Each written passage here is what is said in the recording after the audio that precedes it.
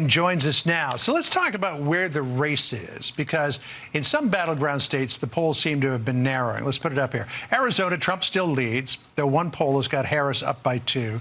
Same thing in Nevada. Wisconsin, Trump holds a very narrow lead. Michigan, Trump is ahead, but Harris is up 11 in one new poll, which I think might be an outlier. Trump continues to lead in Pennsylvania, North Carolina, and Georgia. He's still got the advantage, KARL, but she's gaining momentum. There's no question. Yeah, no doubt about it. If you look at it, remember, better to look at an average of polls, and we just don't have a lot of battleground state polls since all these things began to shift. Take a look at the national number, though, and you get a sense of this. Remember, before the first debate with Biden and Trump, Trump was leading by close to 3 points or above 3 points, depending on when you looked at it. Trump today in the Real Clear Politics average is leading by 1.2%, 1.2 points. There's an outlier in there, the poll that gives him a 5-point lead. Without that outlier, he's leading by less than 1%, 0.8. In fact, if you look at it, there were 5 polls in the Real Clear Politics average that occurred before the 25th of July. Trump leads in all 5 of those. Of the 5 polls that have been held since the 26th of July, he leads in only 2. She leads in 3. So I fully expect that the momentum she has is going to carry her through, unless it's a disastrous vice presidential choice. This momentum is going to leave her in the lead at the end of the Democratic convention. Well, remember back in 1968, the last time the president dropped out and then a successor was named, Nixon only won the election by 0.7 of a percentage point, though Nixon really took him in the Electoral College. And there are polls that show that Donald Trump is going to take the Electoral College by a substantial margin. Good piece by Kim at NABJ about this. One of my least favorite debates is the question of, platforming. Whatever you think about Donald Trump, and you can think a lot of negative things, he is the Republican nominee for president. People, when you're bringing him up on stage to have Rachel Scott and others interview him, you're not platforming him, you're interviewing him. That's what journalists do. Your friend Tim Miller and mine tweeted the following, which I think illustrates why interviewing the former president is a good idea. He says, and this is a little not safe for work, this NABJ interview is a great example of why the people who demand that we deplatform Trump are wrong. People should see this, a grumpy, cruel, hard-of-hearing, race-baiting asshole having to actually answer for his track record in an environment outside his comfort zone. God knows I would not have used one of those words if it were just me, but I'm happy to quote Tim to that effect. What do you think the impact of this is politically? Does seeing Trump in all of his anti-glory help the cause of keeping him from not becoming the president of the United States again? I think it does. Look, I think anytime you sort of hide Trump from the American people, I think, taking him off Twitter, taking him off Facebook, cutting off his mic in a debate, not carrying his insane rallies live, all of this has served actually to hide him from the American people. And I think as a result, they haven't been able to track his decomposition as clearly as they might have when it's on display. And I was thrilled. I know there's a debate about whether or not he should have done this, but I was so glad it happened because people need to see who he is. One of the things that happens for Donald Trump and has been consistent over the years is that when voters see more of Donald Trump, his approval rating goes down. When they see less of Donald Trump, his approval rating goes up. And so we want voters to have exposure to him. And most importantly, we want them to have exposure to him outside of interviews that are softball interviews in the context of Fox News. Laura Ingraham isn't going to ask him about what happened on January 6th. And I think that they're not going to ask him in the ways that these much more sort of professional journalists asked about things like J.D. Vance. Those were very revealing questions or very revealing answers that the president gave when he... And she's just an average woman, Kennedy. She's just an average kind of mediocre person who avoids fixing things because she doesn't want any attention that's negative. She doesn't try that hard. And then when she does not try, she gets in trouble for not trying, and then she yells at everybody else. She likes wine, she likes food, she likes to dance. She's just like your typical girl's girl that talks behind everybody's back and then says nice things to your face. For 3 years, we heard it every day, that Joe Biden and Donald Trump were the oldest candidates ever. Republicans made the excuse that Biden was 3 years older, and the media gave it a pass. Their breathless coverage of Biden's age, while ignoring Trump's decline, pretended Trump wasn't slurring his speech. We want a landslide that's confusing people, including Obama. I'll tell you what. Telling weird, wandering stories. By the way, a lot of shark attacks lately. The late, great Hannibal Lecter. He's a wonderful man. Now, there's no excuse. There's only one person in this race now with mental problems. One person with memory problems. One person feeling the icy hand of death from old age creeping closer. One person who knows the clock is running out. And that's old Donald Trump. Weak, impotent, forgetful, mentally declining, fast. He'd be 83 by the end of his term. If he's senile now, he'll be...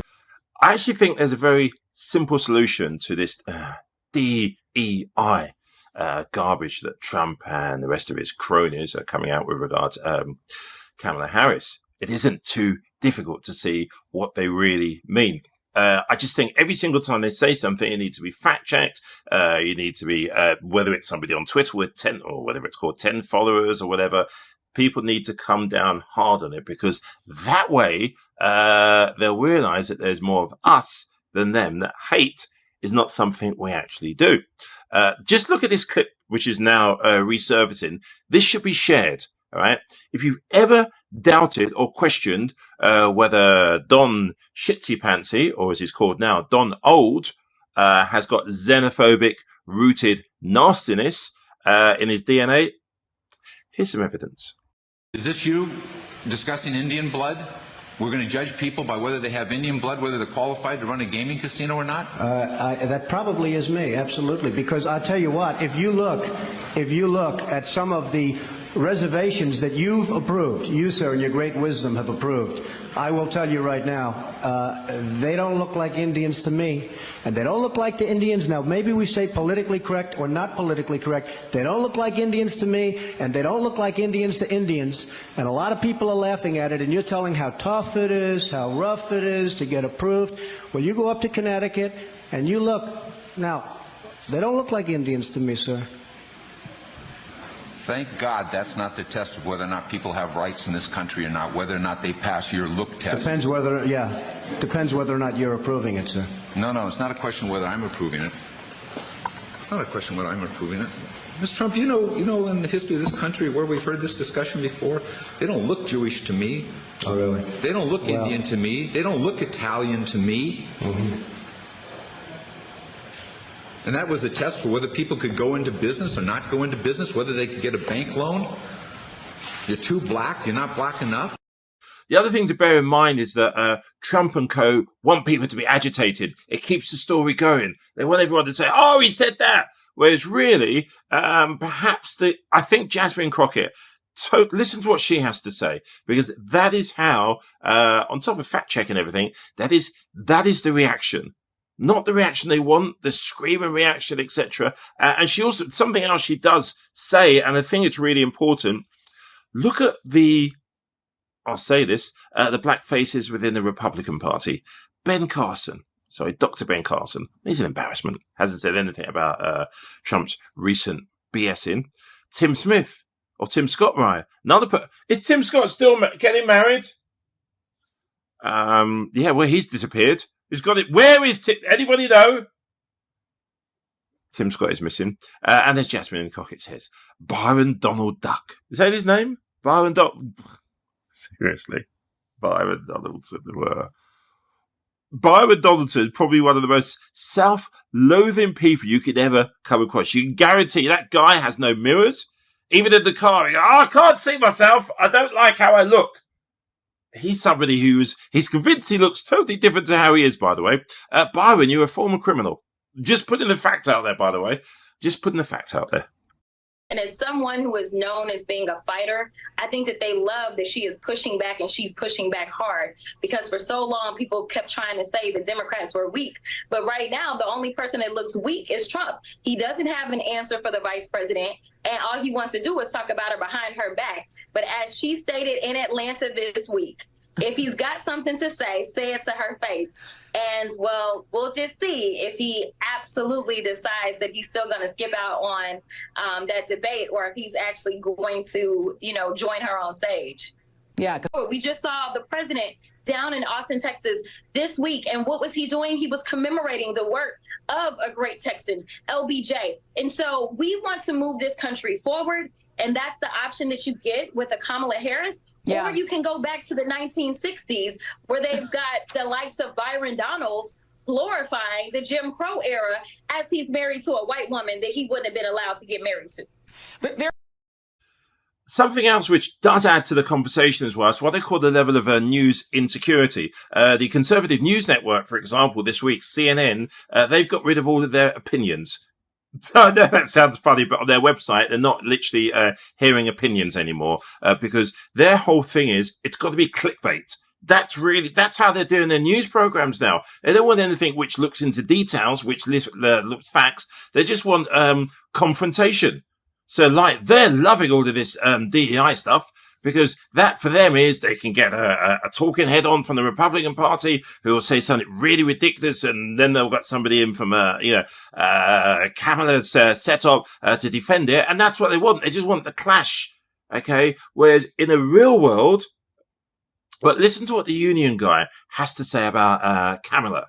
All right, this is what needs to happen. All right, we've got to concentrate on the facts and ignore the minutiae, ignore the garbage that Fox and CNN are desperate.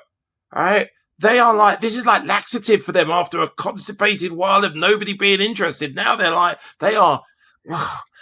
CNN and Fox could win a gold medal in shitting out BS. This is the real stuff here about Kamala. 2019, GM was on strike for 40 days. Donald Trump was nowhere to be found. Didn't say nothing, do nothing. Now let's look at Kamala Harris. 2019, you want to know where she was when GM was on strike for 40 days? She was on the picket line, standing there with them. She stood with workers on strike.